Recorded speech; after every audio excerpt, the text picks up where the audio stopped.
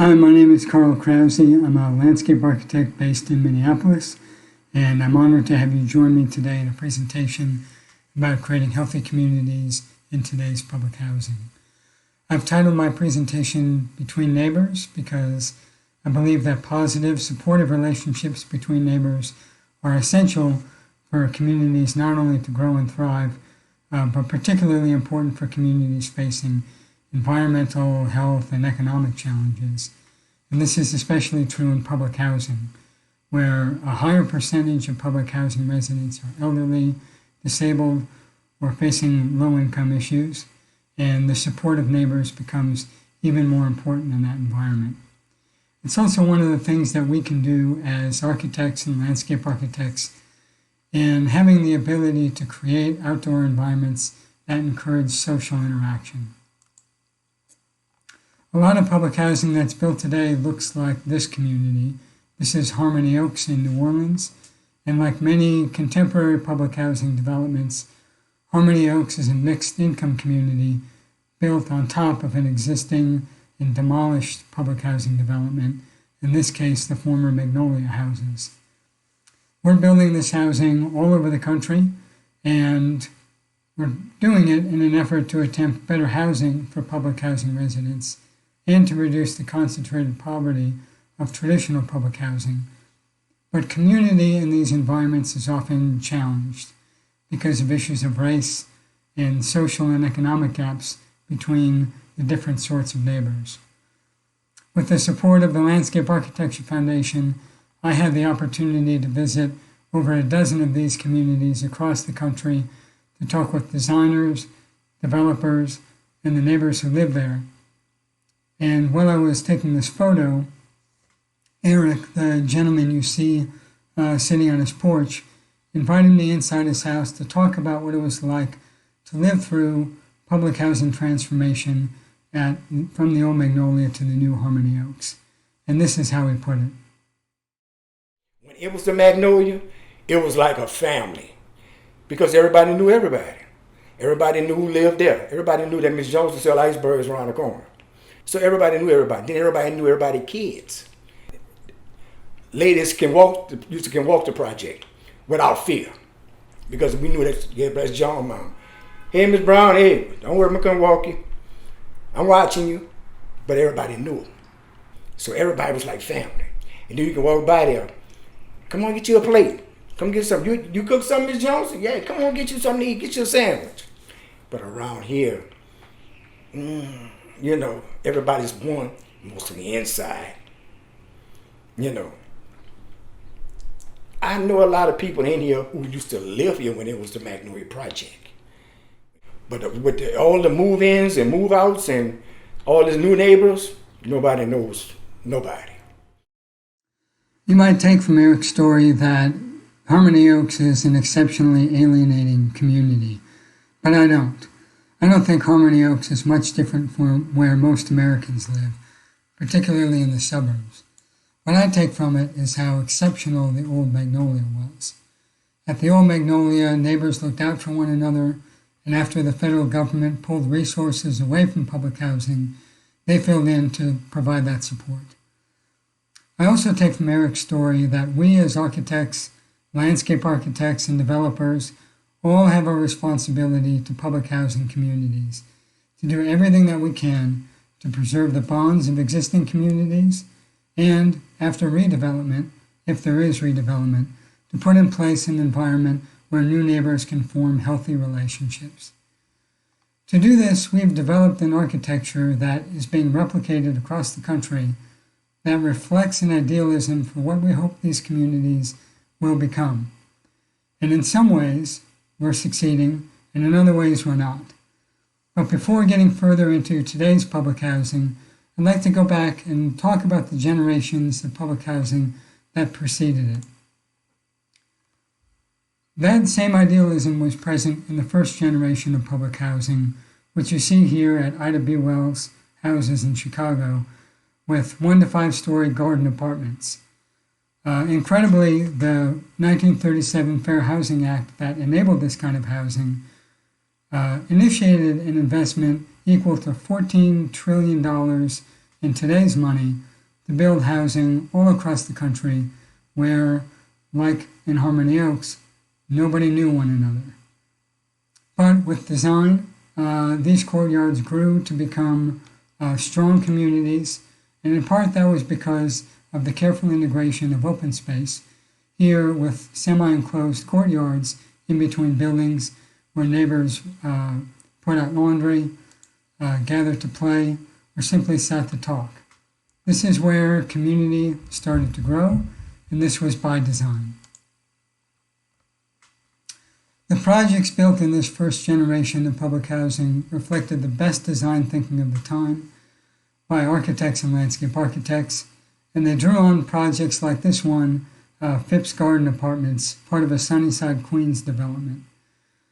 This development had revolutionary ideas about the integration of landscape and architecture, many of those initiated by pioneering landscape architect Marjorie Sewell Cautley, including the introduction of superblocks, which is closing off city streets to create large green spaces at the interior of residential buildings, and the organization of open space to allow for more light and air, views to the outdoor small apartments, and this was a major shift from crowded tenement housing in the city at the time.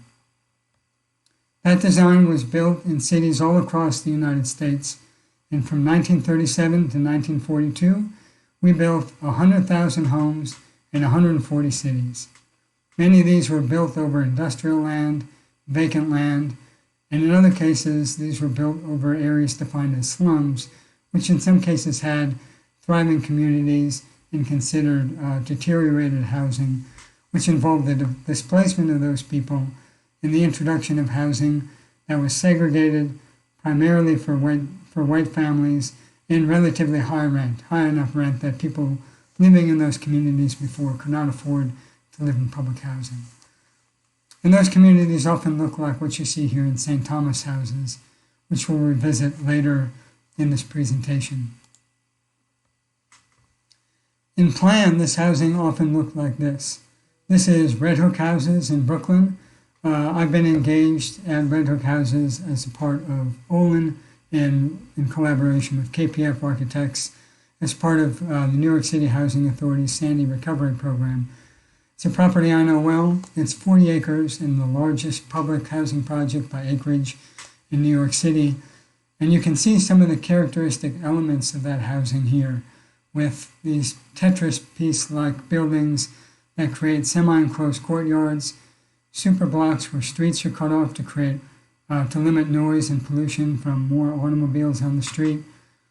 And this development followed a federally mandated lot coverage limit of 35% for all housing built in this area, which meant lots of green space, lots of light and air. One thing you don't see in this image, but you see well in this photograph taken after construction, is the inward-facing nature of this architecture. You don't see any doors in this image. This architecture took a very defensive attitude toward the street, and it's a good example of how design, no matter how well intended it is, it doesn't always age well.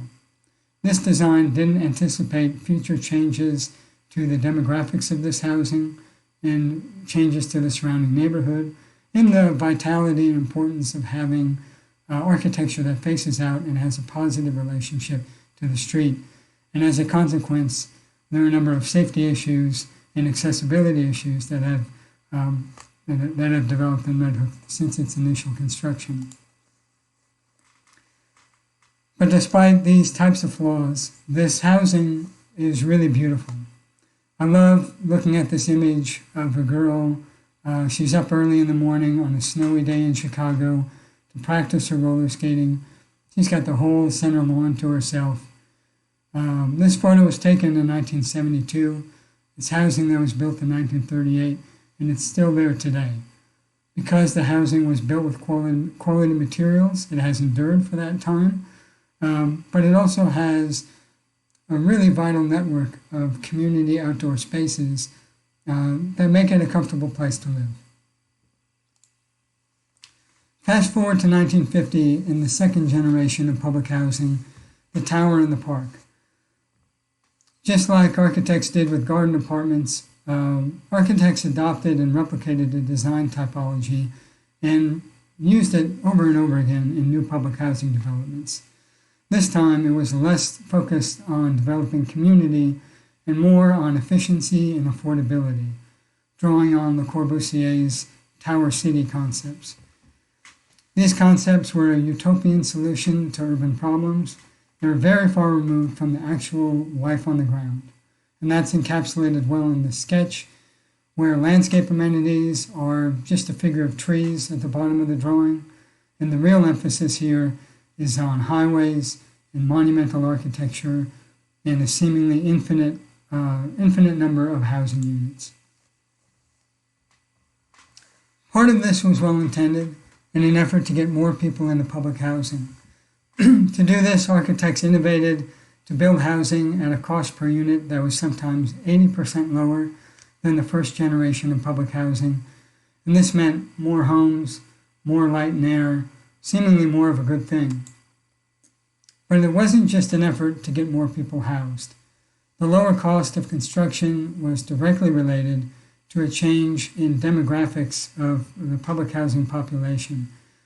White residents were being drawn away by discriminatory mortgage insurance programs, by the growth of the suburbs, and the Second Housing Act of 1954 changed the financial structure of public housing to provide subsidies for minority residents. And this shift in demographics varied across the country, but was really quite dramatic.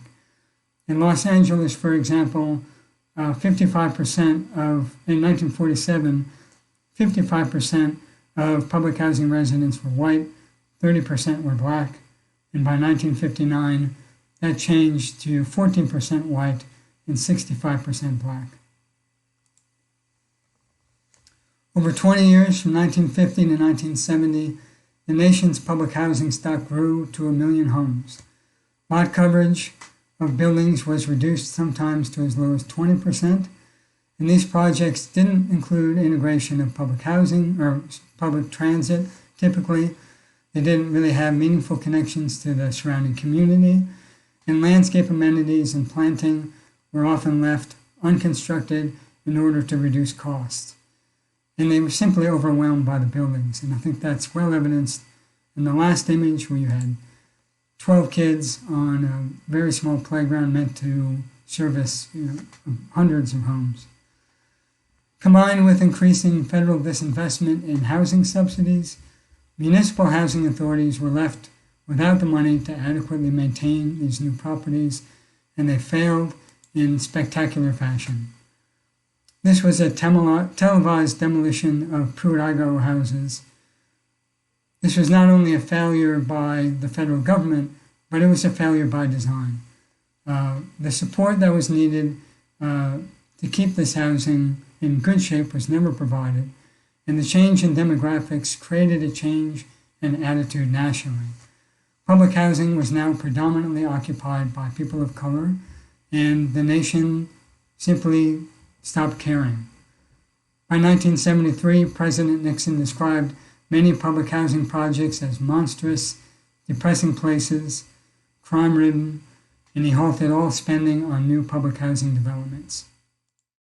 Exactly. However, there is some plants that you can get that will mature to this length. They're what we call more obtrusive landscaping. In a sense, it would have a thorny bush to it.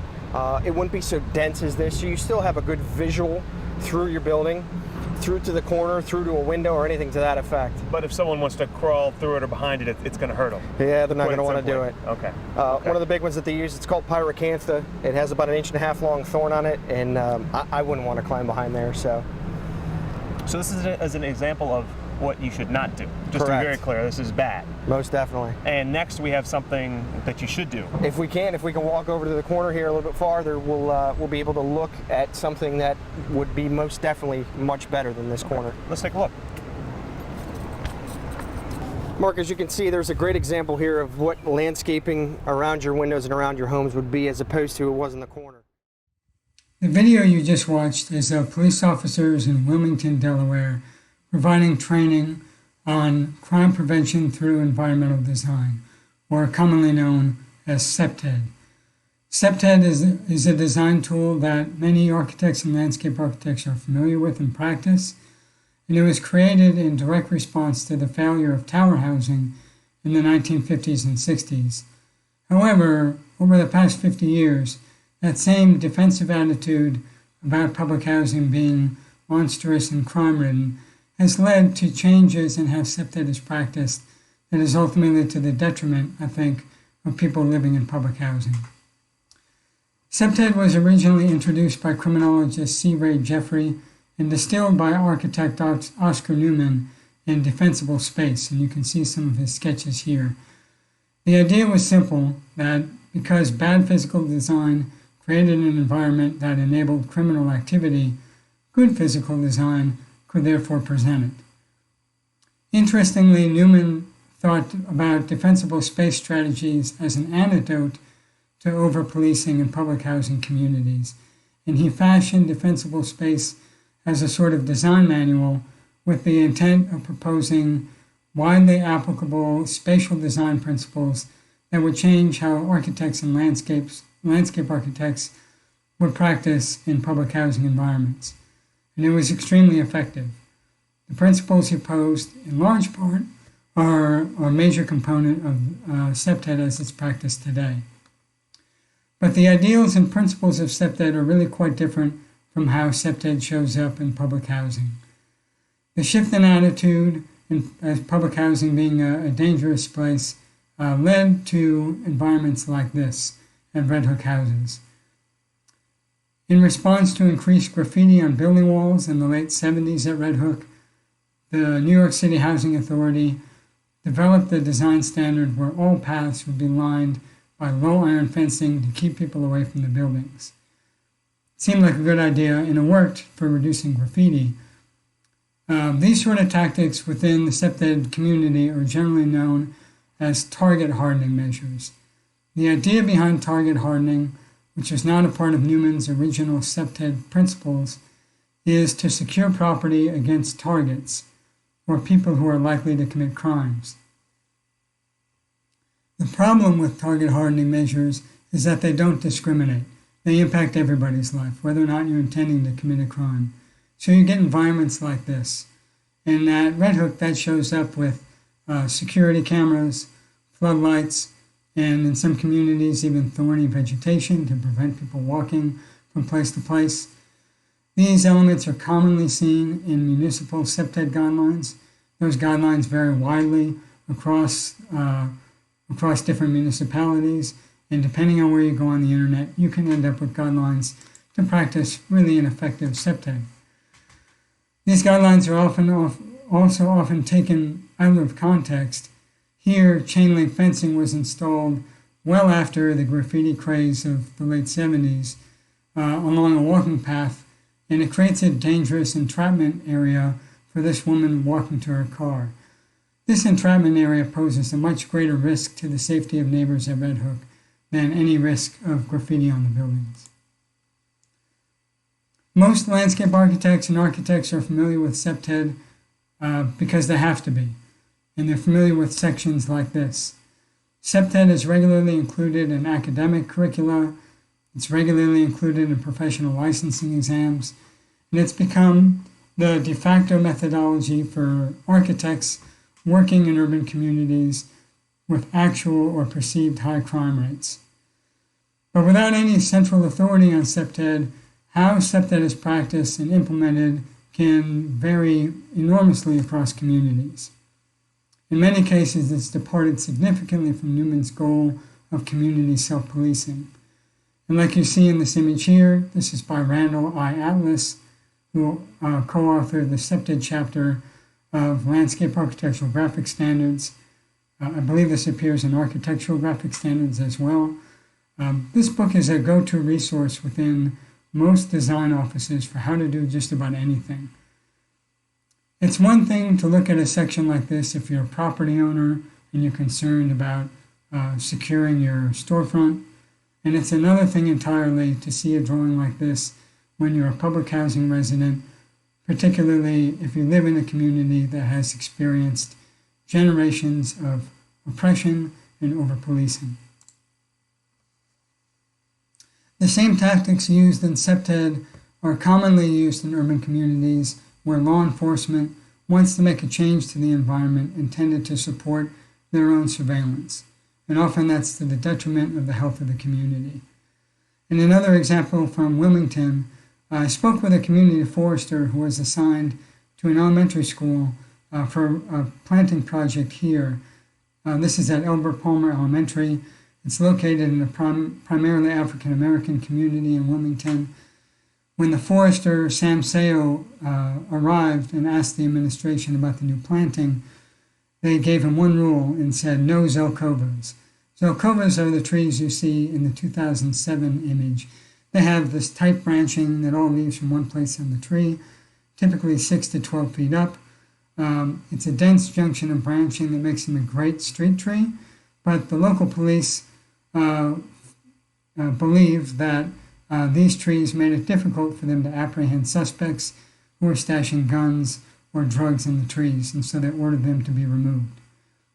I think there's no question what's more valuable, the potential reduced difficulty of apprehending a suspect versus the benefits these trees provided to reducing heat island effect, reducing levels of stress in the community, and providing shade for an adjacent playground.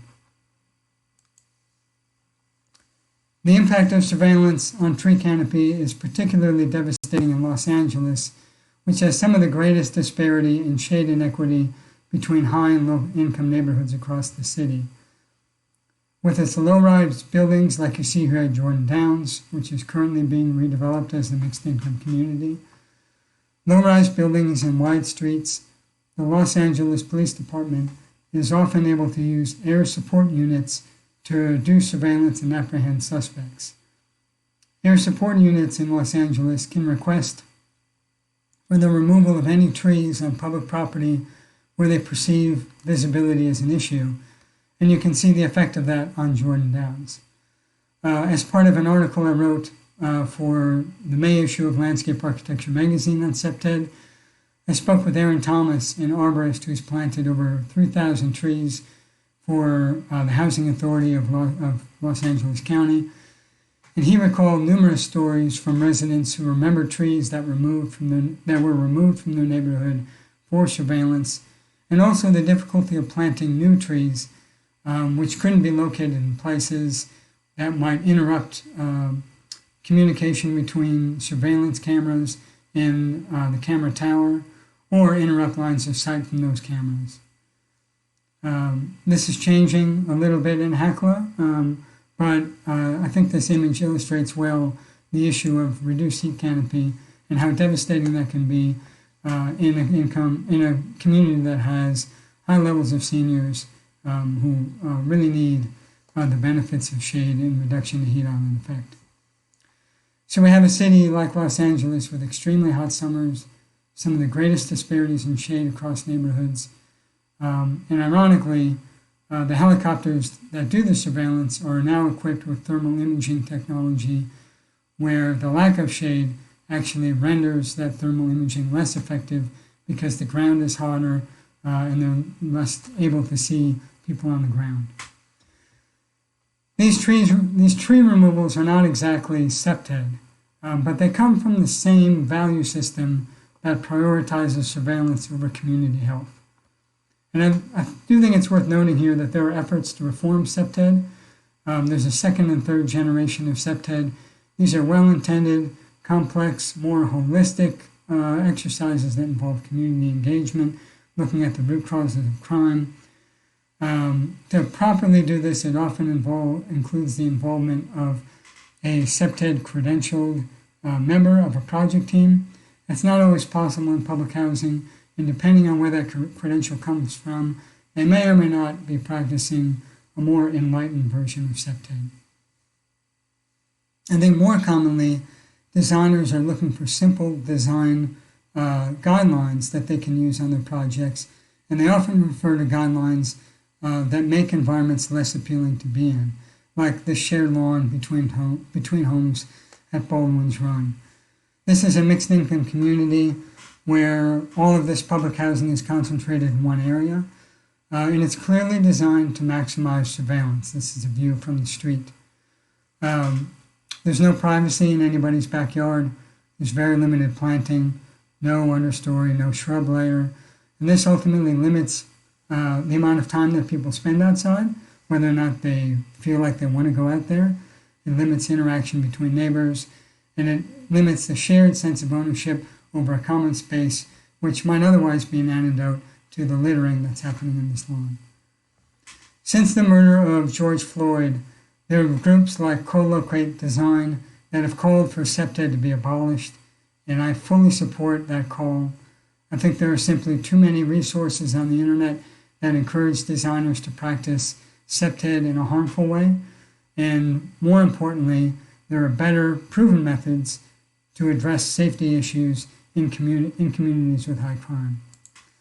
One of those, which I'll talk about very briefly, was conducted in New York City in 2010 to 2014 by the Mayor's Office of Criminal Justice, led by architect Ifoma Ebo. I highly recommend you seek out her talks online. She's been a huge influence and inspiration to me, and I think she spoke at this conference before. This project was called the Mayor's Action Plan for Neighborhood Safety. It's simple. It's now being replicated at mansion properties across the city. And it started with community mapping, mapping a heat map of undesirable activity from littering to violent crime, followed by mapping of the demographics of activity, showing where people spend time, so that the community could start to develop an understanding of how crime is directly related to who's spending time where and where you have good, diverse activity within a community. Each of the pilot communities were provided with a $40,000 budget for a transformation project. The one you see here was a Light the Night dance party at Brownsville houses that was located in an area of the community that was seen unsafe. And simply by having a one-time event where people could celebrate, be outside together, form new social relationships, and form a new understanding and perception of what that space could be and who owned it, it leads to a more safe environment. It may seem a little bit tenuous, that connection between something like a dance party to reduce crime, but one of the great things about this initiative was in collaboration with the John Jay College of Criminal Justice, the mayor's office was able to look at crime rates from communities that participated in the MAPS project to those that didn't, and they could see a marked reduction in crime across all categories in these communities, not simply because of the interventions, but because of the capacity that was built within the community, the new social relationships that were formed. So let's go back to Eric's house. Eric lives in a new urbanist mixed-income community. I mentioned what Eric shared about the loss of community within Harmony Oaks is not unique, but it's an opinion that he probably expresses with some caution, and certainly other neighbors that I met expressed with great caution. Public housing residents in mixed-income communities live with a constant threat of housing insecurity.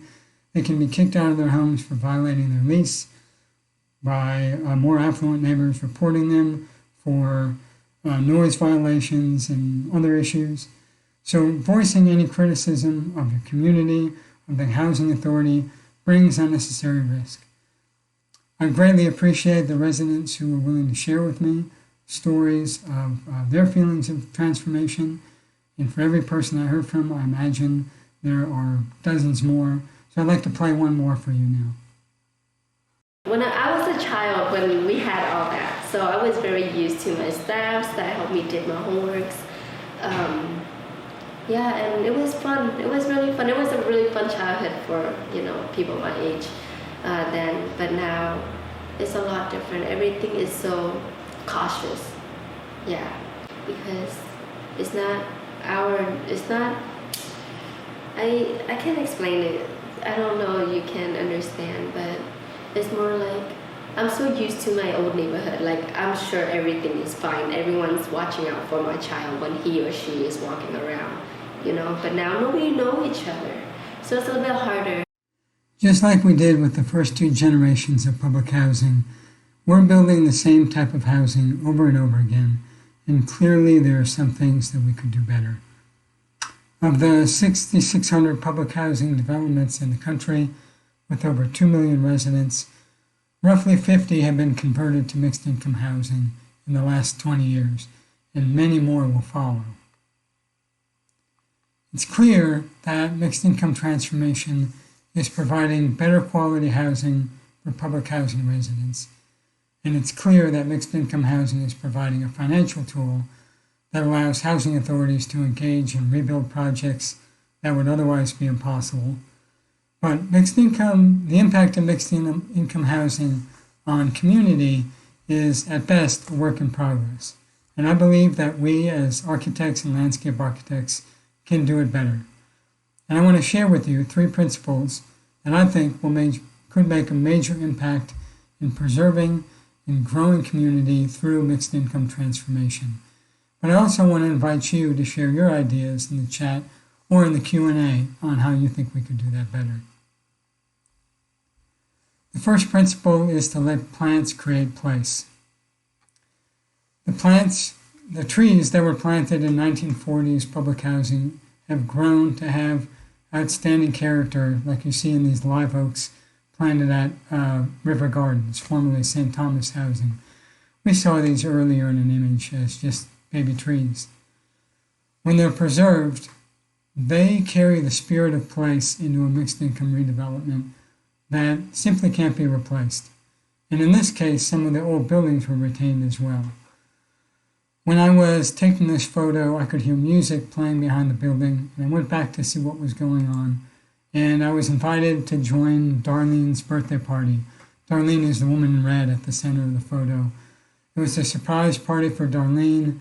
They invited me to enjoy food, and I offered to take some pictures.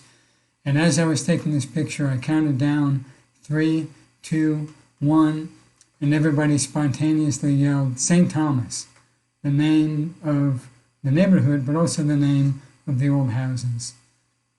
Saving trees helps save that collective memory, and just as important as that collective memory is the impact of those trees on fostering positive relationships in the new mixed income community by reducing stress and creating continuity between the place that once was and the place that has come to be.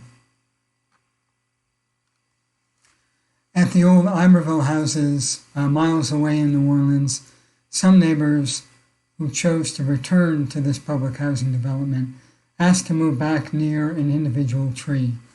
And where sidewalks have to bend and jog in order to avoid tree preservation areas during construction, it also creates moments of really wonderful spontaneity and otherwise sometimes very monotonous large tracts of housing that adds a second benefit.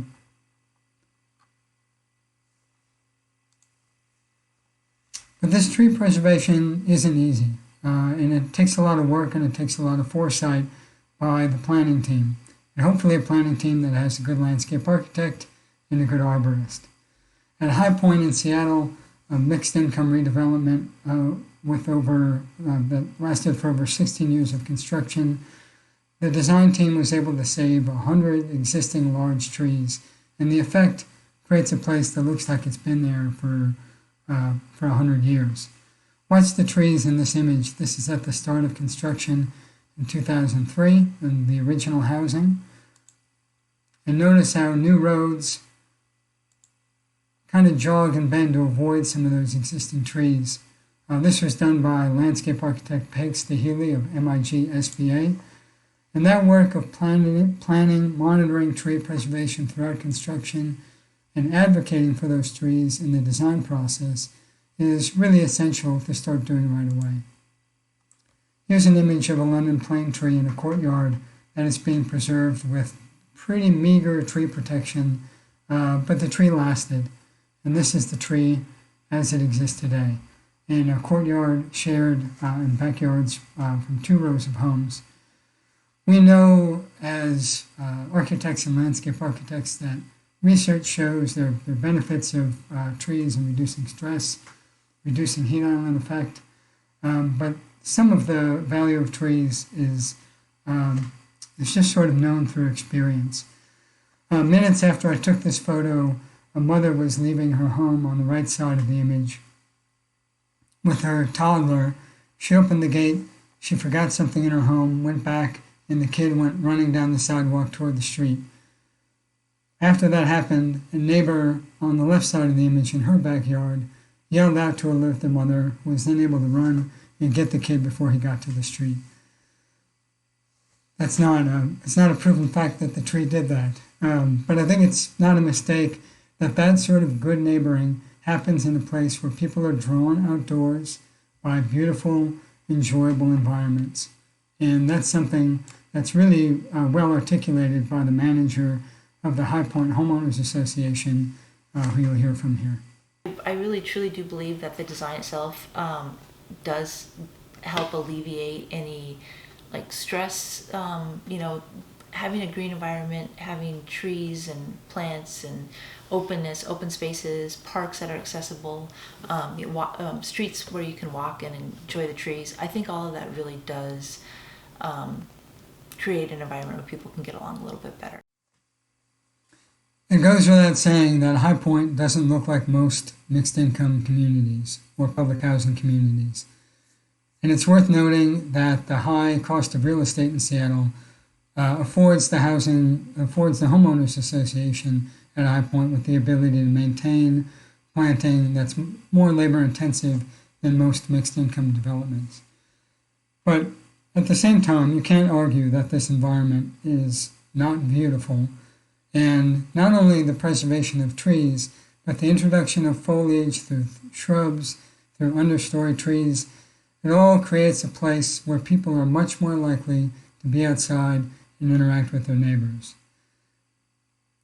Creating this environment means being prepared to engage with law enforcement who participate in the design process and might be advocating to more stringent elements of SEPTED design guidelines, or possibly ignoring them altogether, as is articulated by the development manager for the Seattle Housing Authority, who was responsible for this project.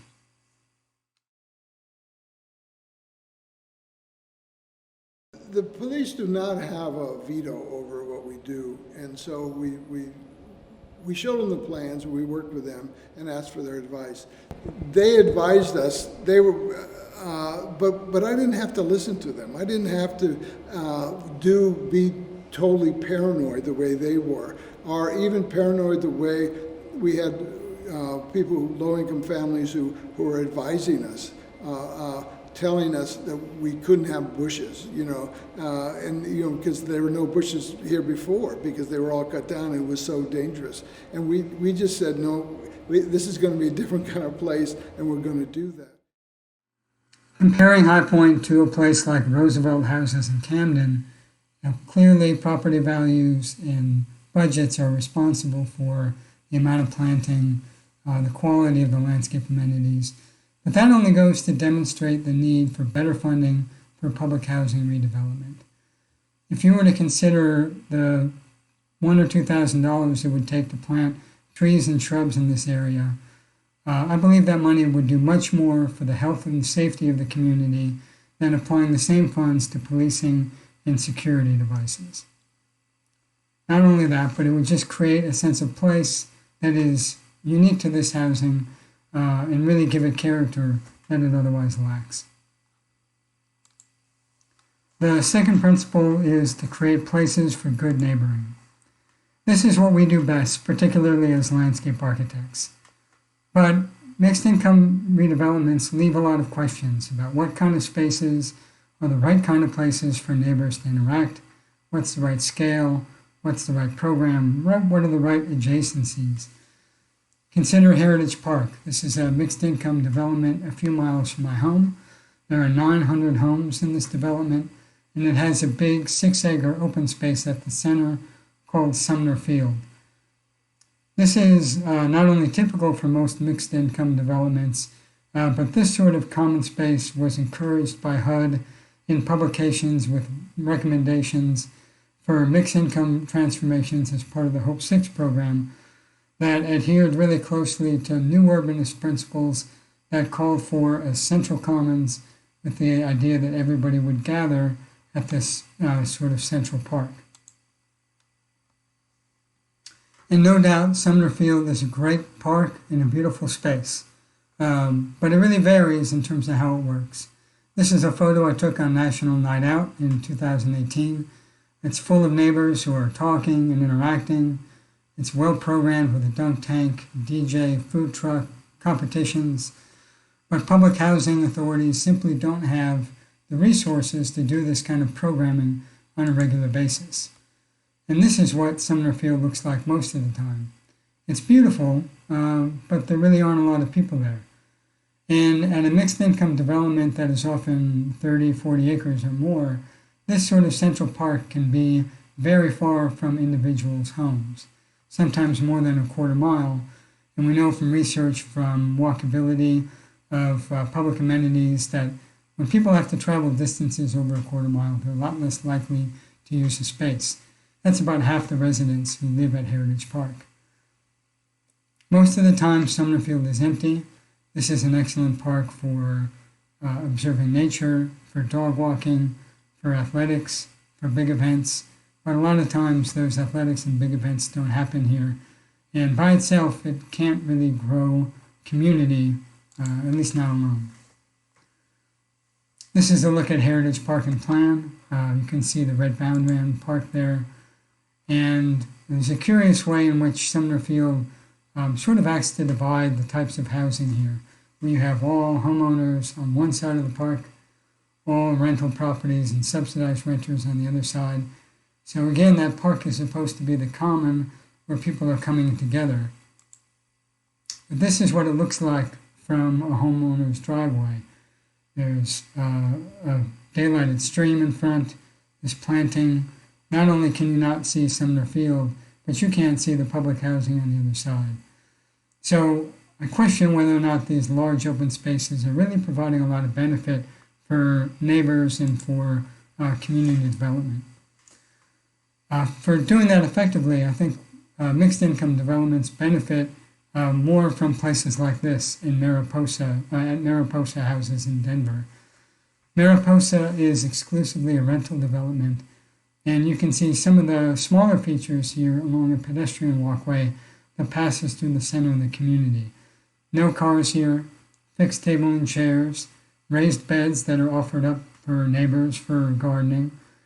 These are appealing places to be outside, and the very simple gestures that allow people to linger for a little while, increasing the likelihood that they're going to run into a neighbor as they're going about their simple daily activities. It's important that these places be appealing, that they're comfortable, and that they're immediately accessible outside people's homes, and that they're well distributed within a development. And although there are no shortcuts in creating comfortable, durable amenities, it's not necessarily cheap, but it shouldn't be. And it's something that really needs to be accounted for in the budget of mixed income developments. Perhaps a more affordable approach is a simple lawn like this at High Point. It's roughly 1/4 of an acre.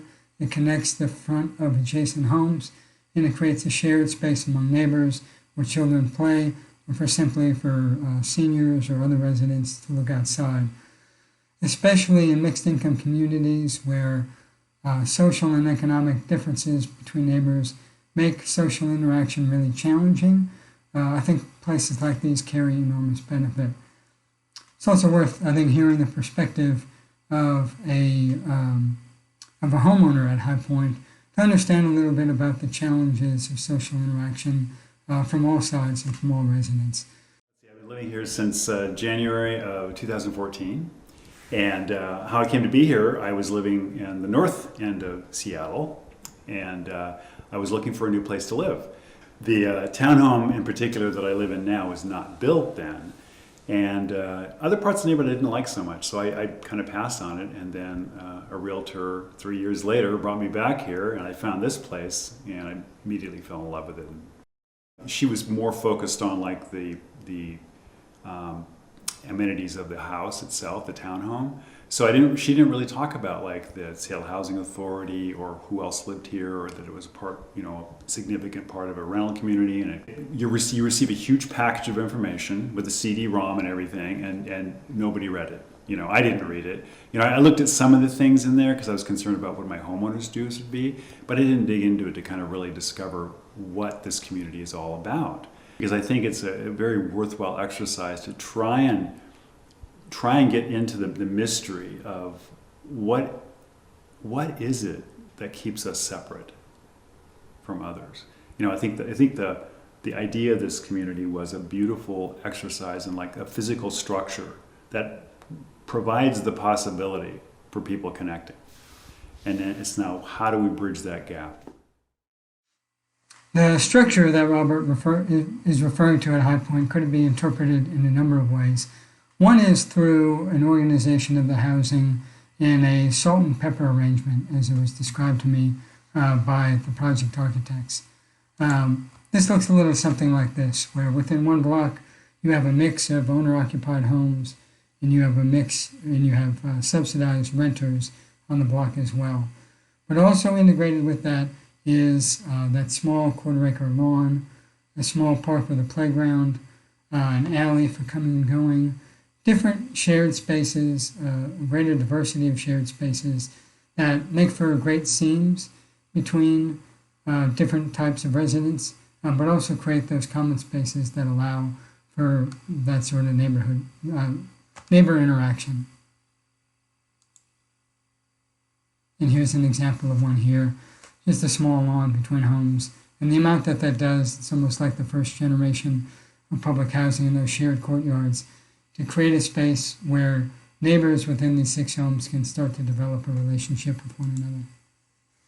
The third principle is to create places for people, not cars. And for the third point, I'd like to introduce you to Woo Kim. Woo is an architect who lived through housing insecurity as a child.